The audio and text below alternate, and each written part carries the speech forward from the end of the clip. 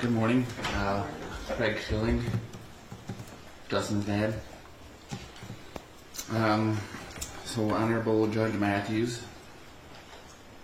for the second time in 6 months, I find myself standing in front of a packed courtroom, a victim.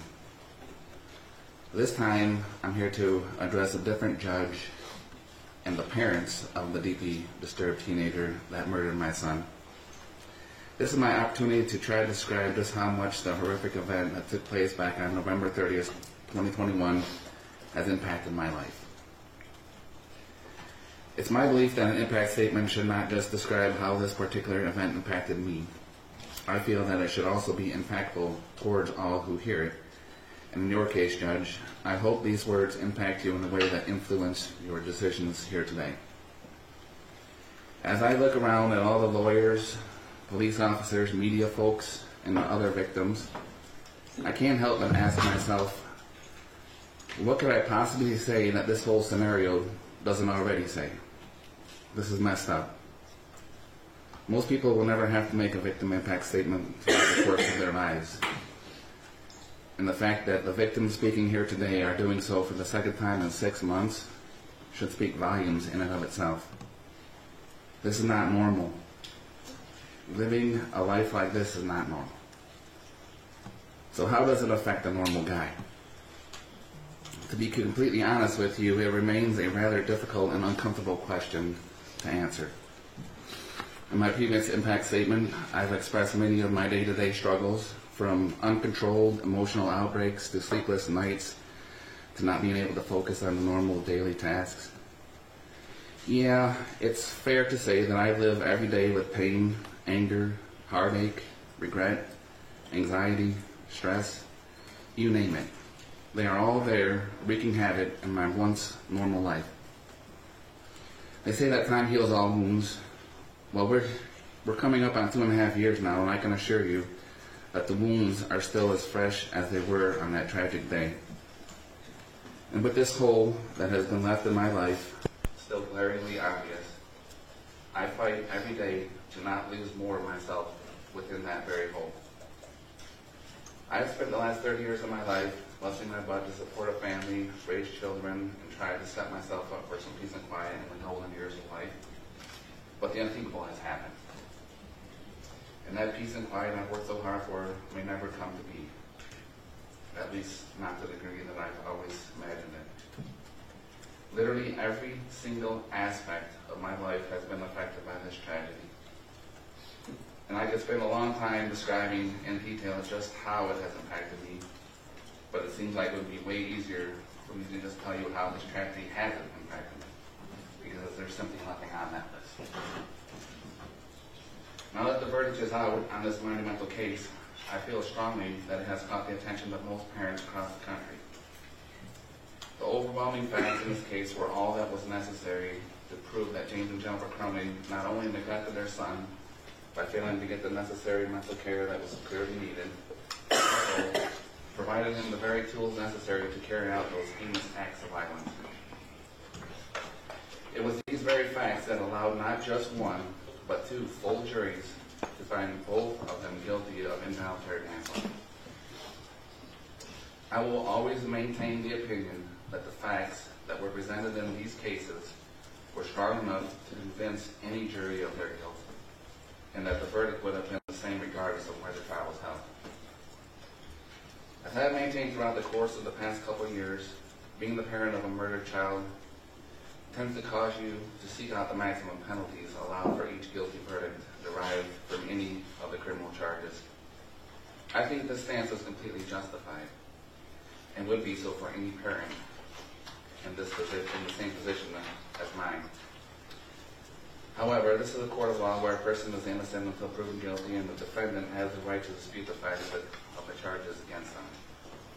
That being said, during the course of both of these trials, I did my best to capture every word and process all the facts. This is important because there is value in these facts, not just in the thousands and thousands of man-hours invested in gathering, processing, and organizing the evidence, but also for being able to use that evidence to establish the cold, hard truth of this tragic situation, that James and Jennifer Crumley failed in their parental responsibilities as they pertain to the shooter, who was their son. The cold truth that shows that they did nothing to address the obvious signs of the deteriorating mental state of mind clearly present within their son. And of course, the very hard truth that shows that they provided their son with exactly what he wanted to use to do what he did, and failed miserably to secure it properly. One would probably think that in order for something like this, or something of this magnitude, to even happen at all, there would have to be a ton of things that went wrong. Although there were some things that definitely went wrong that day, for several of those things, I believe that if they had been handled correctly, we wouldn't be here right now. And James and Jennifer Crumley carried the bulk of the responsibility needed to handle those things. During their trials, the overall similarities between the two were evident, and I believe this is why they were both convicted. Numerous facts that were the same for both trials showed clearly that the parents failed their son, and ultimately the entire community. With Jennifer, the thing that resonates most is that she stated that even knowing what she knew now, she still wouldn't have changed a thing. I almost died when she said that. 4 precious lives were lost at the hands of her son, by means that she helped provide. She saw the drawing of the murder, drawn with the hands of her son. She sat and heard the request of the counselor and did nothing. And she still says that she wouldn't have changed a thing. I just don't understand how someone can be that heartless to make a statement like that. The blood of our children is on your hands too. This is but one reason why I feel that Jennifer should receive the maximum amount for her sentence. The facts presented should be all the others that you should need.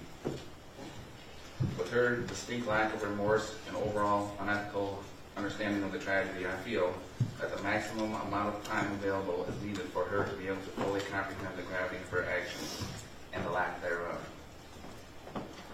With James, there were a couple of things that jumped out at me in particular, but one thing that is the toughest to digest is the fact that when the verdict was being read, he sat there and shook his head in total disagreement, as if to suggest that the jury was wrong and that there were no grounds for a guilty verdict. I was dumbfounded to see him shake his head with such disbelief, an action that only suggests that he truly believes he did nothing wrong. How could you possibly think that? 4 precious lives were lost at the hands of your son by means that he helped provide. He saw the drawing of the murder drawn with the hands of his son. He sat and heard the request of the counselor and did nothing. I just don't understand how someone can so arrogantly dawdle in a pool of self-pity without being able to say one thing to justify themselves. The blood of our children is on your hands too. This is but one reason why I feel James should receive the maximum amount for his sentence. The facts presented should be all the others that you need. With this distinct lack of remorse and overall unethical understanding of the tragedy, I feel that the maximum amount of time available is needed for him to be able to fully comprehend the gravity of his actions and the lack thereof. Throughout the course of all of this, and I'm talking from way back in the beginning, I just can't get over the fact that this tragedy was completely avoidable. There were some pretty obvious signs that were completely overlooked, and the bulk of the responsibilities to address those signs lied on the parents, and they failed. Across the board, failed. They willfully ignored the cries of their child and selfishly put themselves before helping him. This type of blatant disregard is undeniably unacceptable. It is a large reason why the events of that day were able or were allowed to happen, and another reason why I feel they both need the maximum amount of time available to be able to fully comprehend the gravity of their actions and the lack thereof. We all know that having children is a big responsibility. Although extremely rewarding, it starts out pretty scary. I mean, let's face it, they don't exactly come with instructions. There's no mute button, and unfortunately, no pause or rewind buttons either. Oh yeah, and there are times in the beginning that they really snap. Yet we still have them. We still want that responsibility, even though it's not very clear what it all entails. But how can we accept that responsibility and not act responsibly towards that child? It doesn't add up. A child, even if he is an oopsie child, deserves the same amount of love, compassion, and care that every other child gets. A child deserves someone who is confident enough to lead by example. Because let's face it, it wasn't that child's choice to come into this world. You made them, and it's your responsibility to teach them how to live. It's your responsibility to set a good example. It's plain and simple, just like that, ladies and gentlemen. And the sooner we can figure that out, the better we all will be. Being a parent is hard work, but if it's done correctly, it can be the most rewarding work you ever do. There is no one that can tell you how to do it, because each child is so precious and unique. I mean, there's no other one like them in the entire world, and that says a lot. So cherish your one and onlys, and never give them up. Never give up on them, excuse me. The results of doing so can be catastrophic and can affect the lives of so many other people. So I ask you all to go home today and hug your kids and make sure they know you are there for them and make sure that they are all right. It's so crucial for the whole of our society. Thank you. Thank you, Mr. Schilling.